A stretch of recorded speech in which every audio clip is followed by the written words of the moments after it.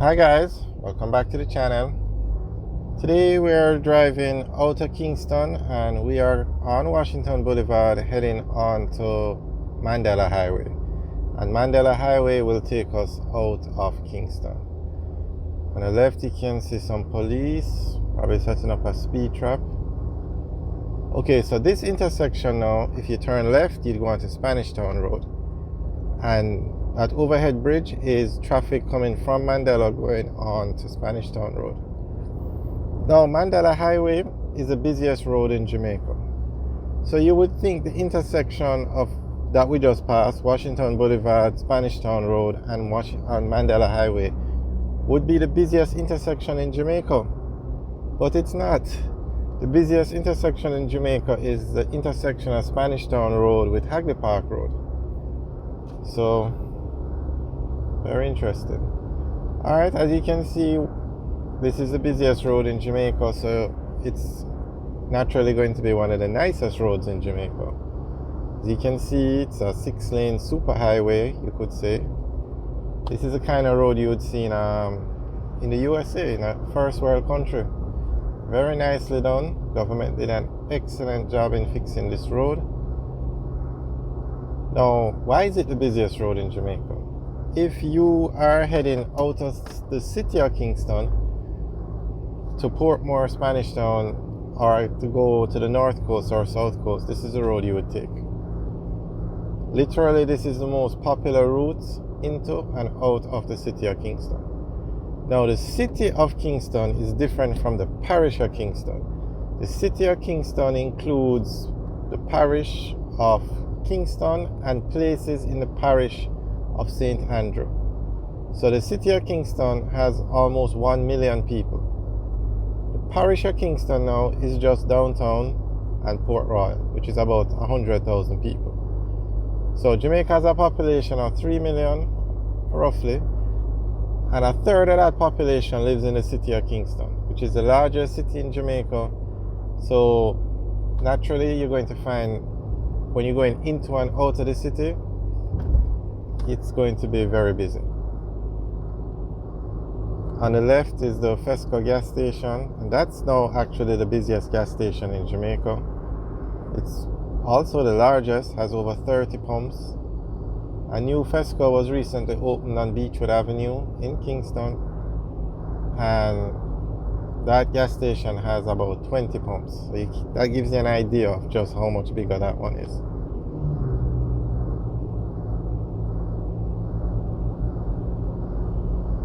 On the right, we just passed the ferry area.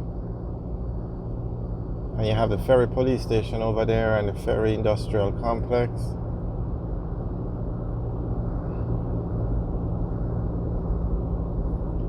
Okay, coming up on the left now, that's where you would enter the PJ Patterson Highway, and that highway takes you on the south coast of Jamaica. Further down you would enter the Edward Siaga Highway, and that highway takes you to the north coast of Jamaica.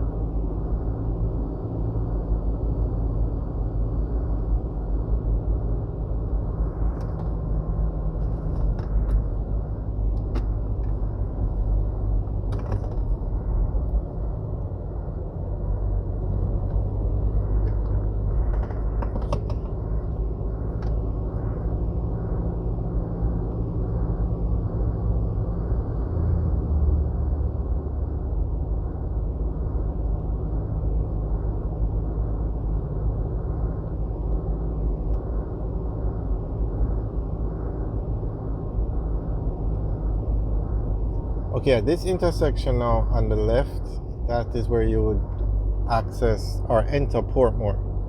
That overhead bridge that you see, that's the traffic coming from the PJ Patterson Highway onto Washington, onto Mandela Highway. So at this intersection here at the light, you turn left, you go into Portmore. And Portmore is a very large community. It's so large and populated that Portmore is going to become a parish very soon. Right now, it's a part of the parish of St. Catherine, and it's actually a municipality. So it's going to become a parish very soon. And when it becomes a parish, that will be the first parish that Jamaica has named or set up since gaining independence. When Jamaica became independent, there were 14 parishes, and they just continued with the 14. The independent Jamaican government has not created any new parish. They just continued with business as usual. And so Portmore will be the first parish named or created by the independent government of Jamaica. Alright, so we're still on Mandela Highway, but after we pass the turnoff to Portmore, the road becomes a dual carriageway. That's because most of the traffic that uses this road would go to Portmore. So as we continue, we would head towards Spanish Town, and 2 lanes is sufficient to manage the traffic to go to Spanish Town. Now on the right, where this car is going, that's where you enter the North-South Highway or the Edward Seaga Highway. That takes you to the north coast of Jamaica. Jamaica is improving nicely. You have to admire the progress, especially on the main roads. And if you look at how the road systems are set up in Jamaica, administratively, the main roads in Jamaica are managed by the NWA, National Works Agency. And they used to be in the Ministry of Transport and Works, but NWA is now a part of the Ministry of Economic Growth, which I think is a good idea, because they are building or managing or working with persons to build all these new highways. And the highways are being built by foreign companies, so it's investments coming in. Some of them are funded by the Jamaican government, but some are funded other ways. So it's very good, because you have these highways, PJ Patterson Highway and the Edward Seaga Highway, which are part of Highway 2000, the Highway 2000 project.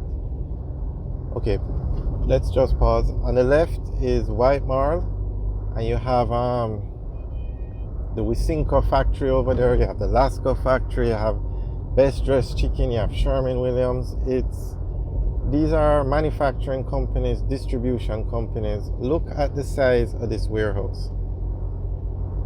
Massive. That's the Lasco warehouse. Okay. So yeah, Ministry of Economic Growth. And then they did the Highway 2000, and then now they're working on the Southern Coastal Highway. So Jamaica is progressing nicely with these highways. I have to say, job well done to the government. They saw the need for them, forward thinking. I mean, just to give you an example, to drive from Kingston to Ocho Rios now takes 45 minutes. It used to take an hour and a half, sometimes 2 hours when there's traffic on the road. To drive from Kingston to Mandeville is going to take 45 minutes when the road is completed. The Highway 2000 project is completed.